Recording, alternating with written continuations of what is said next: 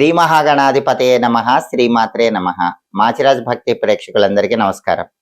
నవగ్రహాల్లో శుక్రుడు మే నెల 14వ తేదీ ఉదయం 10:58 వృషభ రాశిలో నుంచి మిథున రాశిలోకి ప్రవేశిస్తున్నాడు. శుక్రుడి మిథున సంక్రమణం జరుగుతోంది.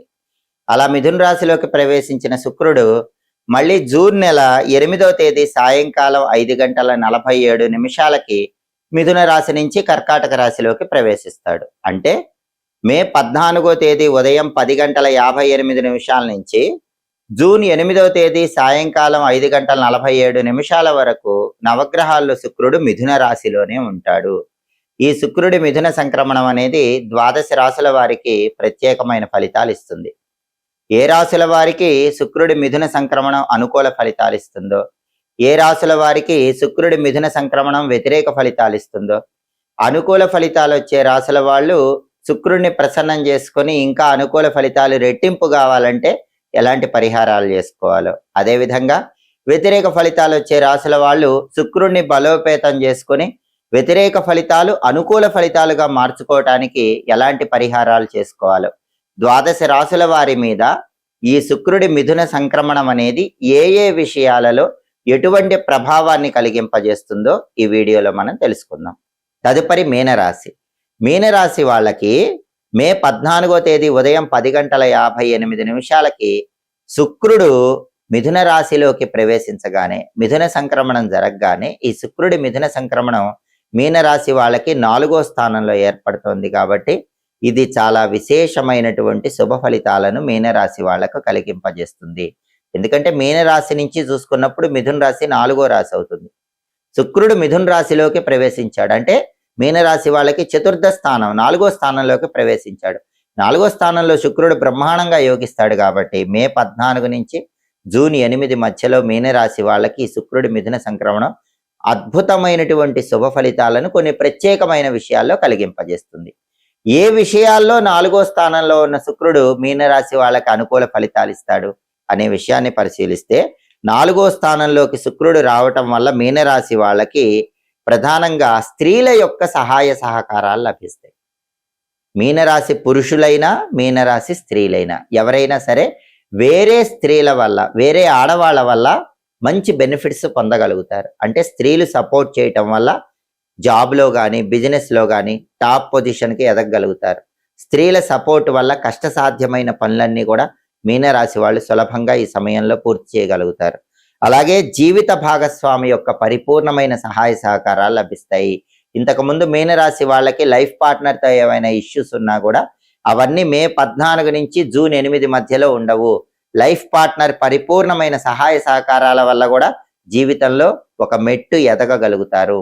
మీనరాశి పురుషులైతే భార్య సపోర్ట్, మీనరాశి స్త్రీలైతే భర్త సపోర్ట్ విపరీతంగా ఉండటం వల్ల లైఫ్లో మంచి ఉన్నత స్థాయికి చేరటానికి ఈ సమయంలో అవకాశం ఎక్కువగా ఉంటుంది. అలాగే బంధువుల యొక్క పరిపూర్ణమైన సహాయ సహకారాలు లభిస్తాయి. అంటే ఇంతకుముందు బంధువులు ఎవరైనా సరే మీకు హెల్ప్ చేయకుండా ఉన్న వాళ్ళు ఈ సమయంలో మీకు బాగా హెల్ప్ చేస్తారు. ఫ్రెండ్స్ సపోర్ట్ పెరుగుతుంది. ఫ్రెండ్స్ ఇంతకుముందు మీకు సహాయం చేయకుండా ఉన్న వాళ్ళు కూడా మీనరాశి వాళ్ళకి ఈ టైంలో బాగా సపోర్ట్ చేస్తారు, హెల్ప్ చేయగలుగుతారు. బంధువుల support, friends support, life partner support ఇవన్నీ కలిసి రావటం వల్ల మే 14 నుంచి జూన్ 8 మధ్యలో కెరీర్ పరంగా చాలా టాప్ పొజిషన్కి వెళ్ళటానికి మీనరాశి వాళ్ళకి అవకాశాలు 4వ స్థానంలో ఉన్న శుక్రుడు కలిగింపజేస్తాడు. అలాగే 4వ స్థానంలో శుక్రుడు ఉండటం వల్ల వాహన ప్రాప్తి యోగం ఉంటుంది. చాలా కాలంగా బండి కానీ కారు కానీ కొత్తది కొనుక్కోవాలని భావించే మీనరాశి వాళ్ళు ఈ టైంలో ఖచ్చితంగా కొనుక్కోగలుగుతారు. కనీసం అడ్వాన్స్ అయినా ఇవ్వగలుగుతారు. వాహన యోగం అనేది చాలా అద్భుతంగా ఉంది.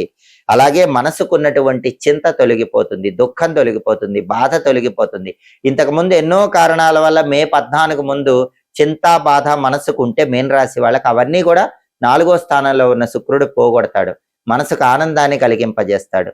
మనసుకు హాయిని ప్రశాంతతని 4వ స్థానంలో శుక్రుడు కలిగింపజేస్తాడు.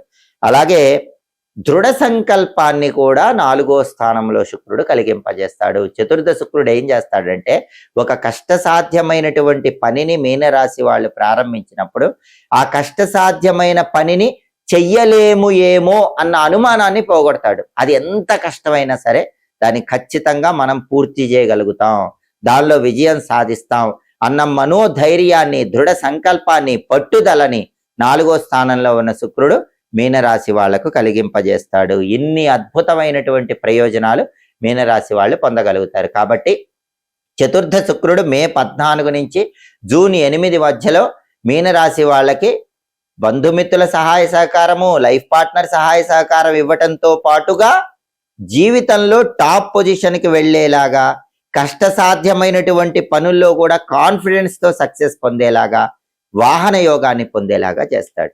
శుక్రుడిచ్చే ఈ అనుకూల ఫలితాలు ఇంకా రెట్టింపు చేసుకోవాలంటే శుక్రుడికి సంబంధించిన కొన్ని సులభమైన శక్తివంతమైన పరిహారాలు చేసుకోవాలి. మే 14వ తేదీ ఉదయం 10:58 నవగ్రహాలలో శుక్రుడు మిథున రాశిలోకి ప్రవేశించగానే, మిథున సంక్రమణం జరగగానే, ఈ శుక్రుడి మిథున సంక్రమణము 12 రాశులలో కొన్ని రాశులకు అనుకూల ఫలితాలు ఇస్తుంది, కొన్ని రాశులకు వ్యతిరేక ఫలితాలు ఇస్తుంది.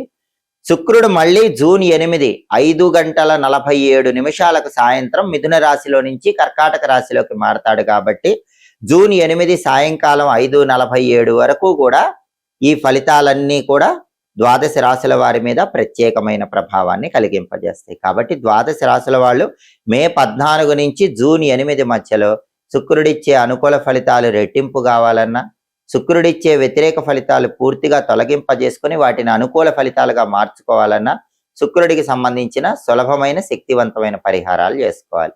వాటిలో ముఖ్యమైన పరిహారం ఏంటంటే శుక్ర మంత్రాన్ని ప్రతిరోజు 20 సార్లు చదువుకోవాలి.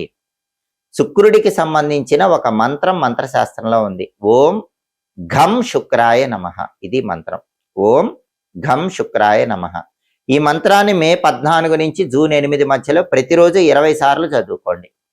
దానివల్ల శుక్రుడు సంపూర్ణంగా యోగిస్తాడు.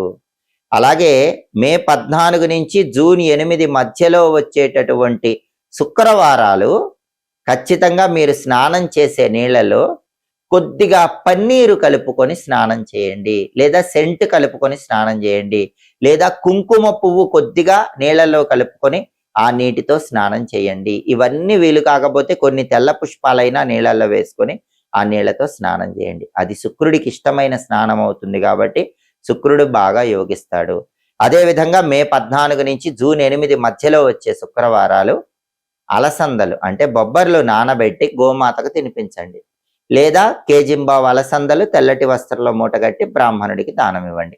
ఇది ఎప్పుడు చేసుకోవాలి? శుక్రవారం ఉదయం 6 నుంచి 7 మధ్యలో కానీ, మధ్యాహ్నం 1 నుంచి 2 మధ్యలో కానీ, రాత్రి 8 నుంచి 9 మధ్యలో కానీ. శుక్రహోరా కాలం అంటారు. ఆ శుక్రహోరా కాలంలో మే 14 నుంచి జూన్ 8 మధ్యలో ఇది చేసుకుంటే కనుక శుక్రవారాలు సంపూర్ణంగా శుక్రుడి అనుకూలత కలుగుతుంది. అంతేకాకుండా శుక్రుడు యోగించాలంటే మే 14 నుంచి జూన్ 8 మధ్యలో వచ్చే శుక్రవారం ఉపవాసం ఉండండి.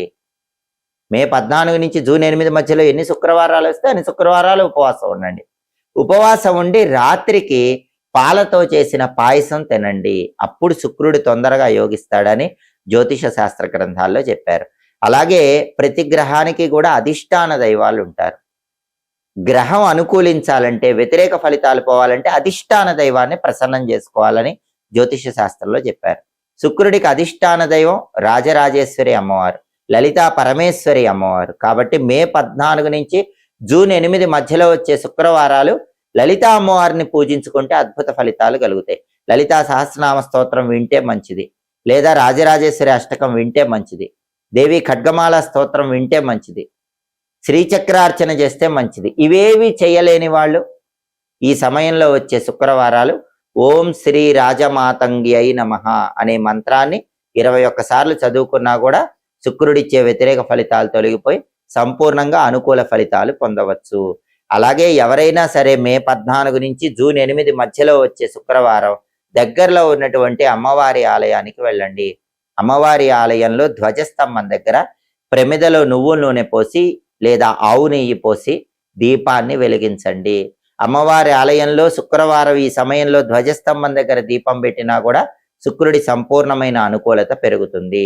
అలాగే మే 14 నుంచి జూన్ 8 మధ్యలో వచ్చే శుక్రవారం పూట మధ్యాహ్న సమయంలో అంటే మిట్ట మధ్యాహ్న సమయంలో 1 గంట నుంచి 2 గంటల మధ్య ప్రాంతం శుక్రహోరలో ఎవరైనా బ్రాహ్మణుడికి ఒక అరిటాకులో కేజీ బియ్యము, తెల్లటి వస్త్రాలు, సెంటు బాటిలు, కుంకుమ పువ్వు ప్యాకెట్ ఉంచి కనుక దానం ఇచ్చినట్లయితే దానివల్ల శుక్రుడిచ్చే అనుకూల ఫలితాలు రెట్టింపు అవుతాయి. ప్రతికూల ఫలితాలన్నీ తగ్గిపోయి వాటిని అనుకూల ఫలితాలుగా కూడా మార్చుకోవచ్చు. వీటిలో ఏవైనా సరే పరిహారాలు చేసుకోండి.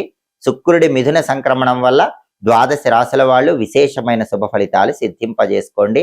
ఎప్పటికప్పుడు ఖగోళంలో గ్రహాల సంచారంలో మార్పు ద్వాదశ రాశుల మీద ఎలాంటి ప్రభావాన్ని కలిగింపజేస్తుందో తెలుసుకోవాలన్నా, ఖగోళంలో గ్రహాల సంచారంలో మార్పు జరిగినప్పుడు ఆ సంచారంలో మార్పు అనేది వ్యతిరేక ఫలితాలను కలిగింపజేసినప్పటికీ వాటిని అనుకూల ఫలితాలుగా మార్చుకోవటానికి చేయాల్సిన పరిహారాలు తెలుసుకోవాలన్నా, అనుకూల ఫలితాలు రెట్టింపు చేసుకోవటానికి తెలుసుకోవాల్సిన పరిహారాల గురించి మీరు పరిశీలించాలన్నా మాచిరాజు భక్తి ఛానల్ తప్పకుండా చూడండి. మా వీడియోస్ మీకు నచ్చినట్లయితే మా ఛానల్ లైక్ చేయండి, కామెంట్ చేయండి. మా ఛానల్ వీడియోస్ 10 మంది మిత్రులకు షేర్ చేయండి. మా ఛానల్ సబ్స్క్రైబ్ చేసుకోండి. పక్కనున్న బెల్ సింబల్ నొక్కటం మాత్రం మర్చిపోకండి. సర్వే జనాః సుఖినో భవంతు. స్వస్తి.